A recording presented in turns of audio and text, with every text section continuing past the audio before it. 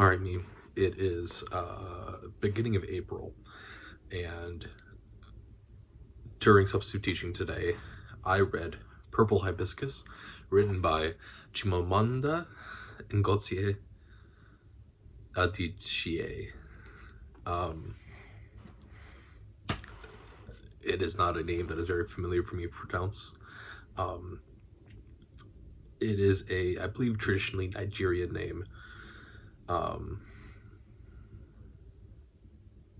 It really is me getting hung up on the NG in Ngozi, which is a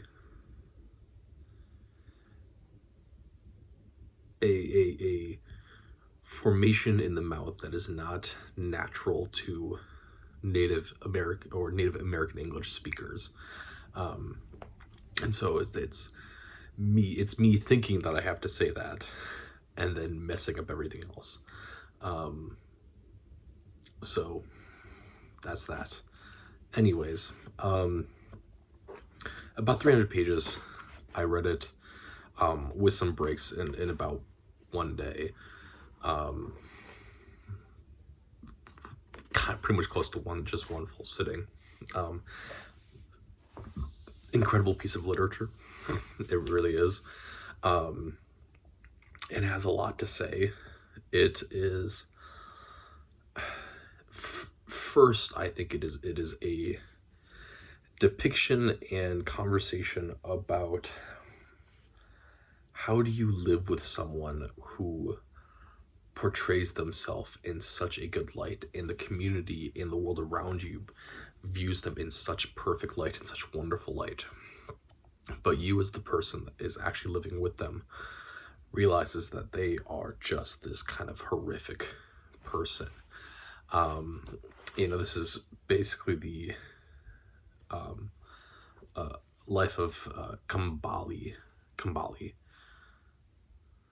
Nope, not Kambali. It's because it's Kambili. Kambili. Because the pronunciation is on the first syllable. Kambili. But right, that is the world that Kimberly finds herself in, right? Of where she and her brother Jaja are the only two children of this very, very wealthy and very well beloved business owner and a huge donator to the church, and is just this overpowering and domineering force within their community and within the world around them, and is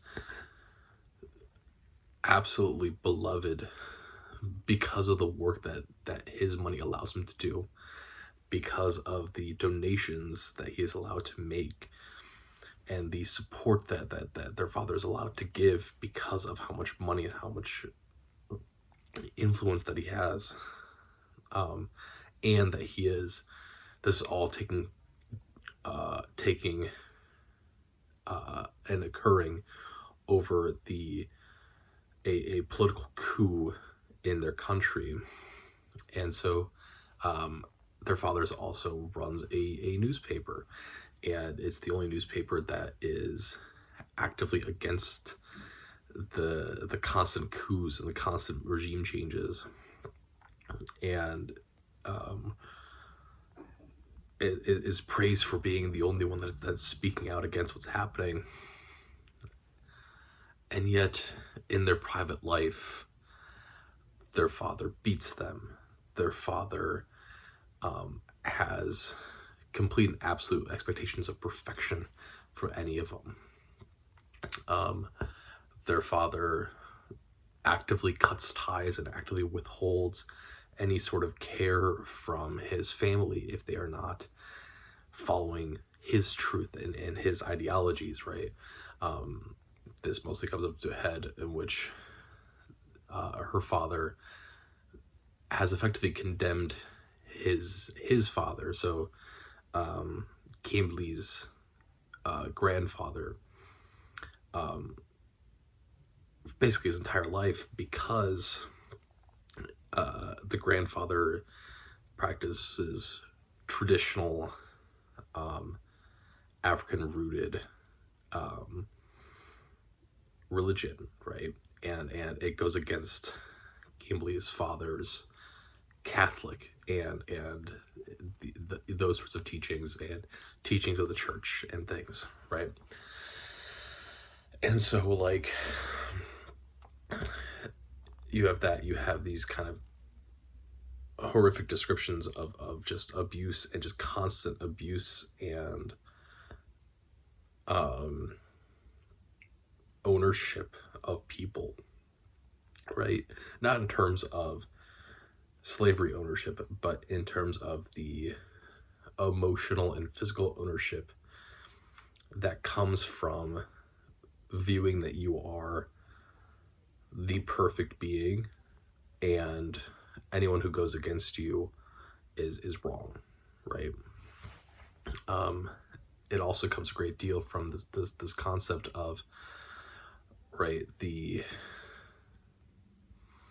when you exist in a situation that is already very difficult and is already very poverty stricken, right? You become, if you have money, you in some ways become untouchable, right? And this is kind of the situation that Kimberly finds herself in, of where when she's going to school and just interacting with people, is that even though all this stuff is going on around her, and these political coups and regime changes and difficulties with what people say is right and wrong, and violence against those things, is that she has been shielded for the first 15 years of her life, and basically never leaving two compounds, right? And being completely isolated from that world, which then leads into what is another one of these big things and big discussion points about this book, is the traditionalist versus conservative versus I guess liberal viewpoints of religious tolerance and supporting and interacting with the world, right? You have Kimberly's father, who is very much this very, very conservative Catholic, and any viewpoints that are not his are against it. But then you have Kimberly's aunt, who is a university professor, very, very liberal ideologies, where Kimberly's aunt looks at the world around her and has incorporated both traditionalist African roots of that her father had practiced, as well as Catholic ideology, to combine a mix and an understanding of both religions, and looking at a lot of what Kimberly's grandfather does is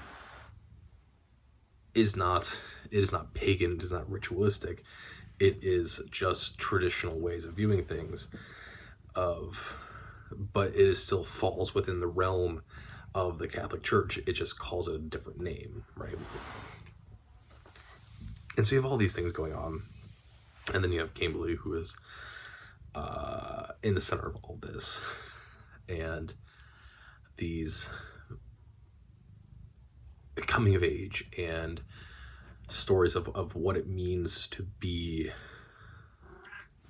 in an isolated world, that you suddenly have to interact with those things that you have no idea what's happening, right? Which becomes another focal point of Kimberly just doesn't have an ability to talk for herself.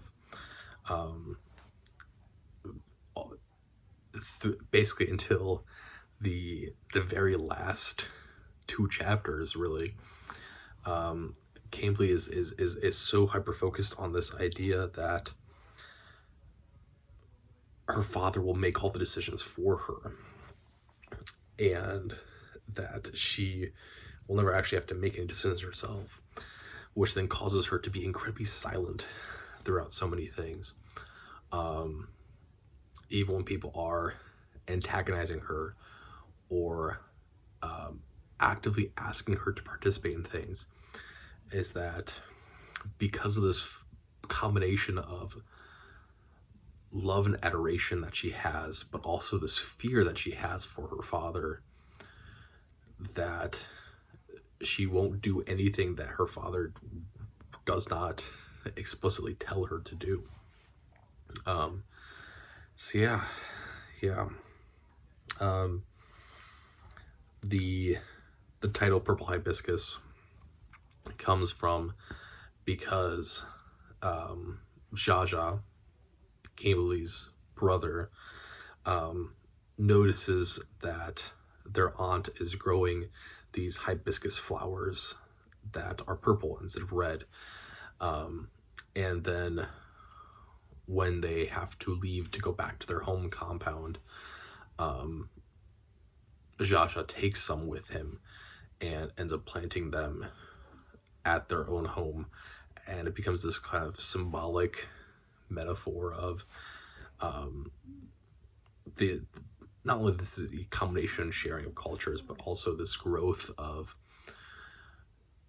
going from a group of people that is intolerant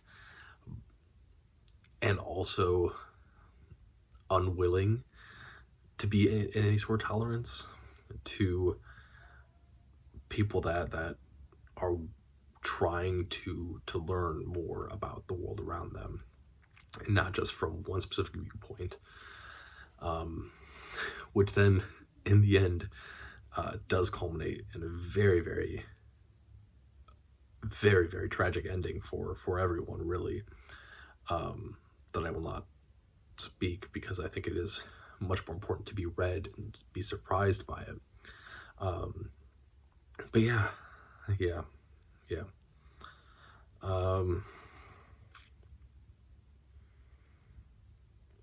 It's written in a 3-part narrative. It is focused on Palm Sunday, as Palm Sunday being the day that everything has fallen apart for this family. And so you have a very, very small section at the beginning and at the end where you have what occurs on Palm Sunday. The vast majority of the book is what occurs before Palm Sunday, which is all of these interactions between the father and the aunt and the grandfather, and Cambly living in the center of all of that. And then about another 40 to 60 pages at the end, which is all about what happens after Palm Sunday, and is the regime change and the destruction of the newspaper, and how all these things affect the family as a whole, but also how does the family continue to move on, and can they move on? So yeah, that is. Oh, the other thing, which is an incredibly important part, is the issues that get brought up about colonization and about Cambly's father compared to the world around him, right? And we get a couple of very important things in which Cambly's father, like,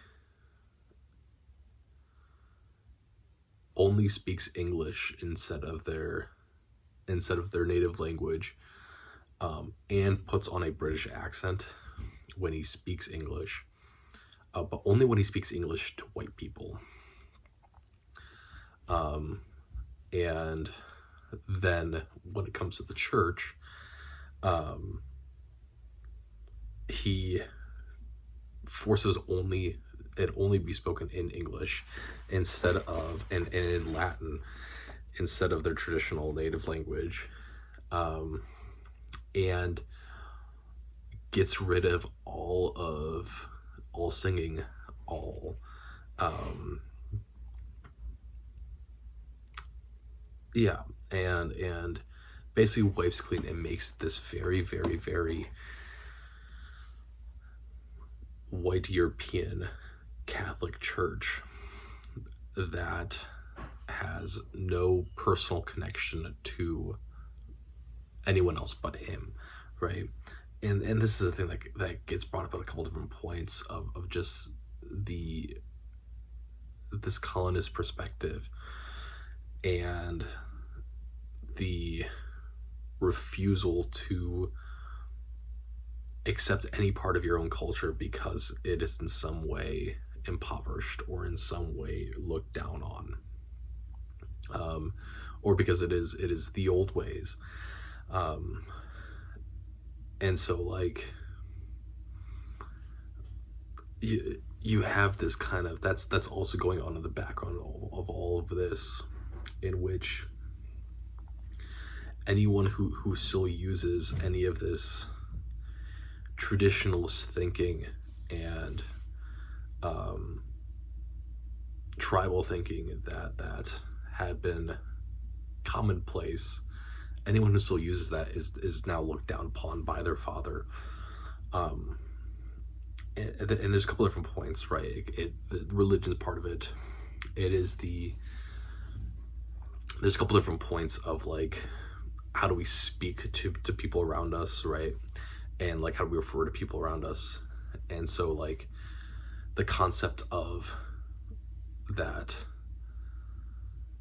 right? The European and the Western thinking is that when a wife marries, or when a woman marries, they become a wife to the man, versus what gets kind of explained here within their specific culture. I can't speak for all cultures, but within their specific culture, it is that when the woman marries, the wife marries the family, and so everyone can refer to that woman as my wife, and that gets brought up a couple different points of, or any male who does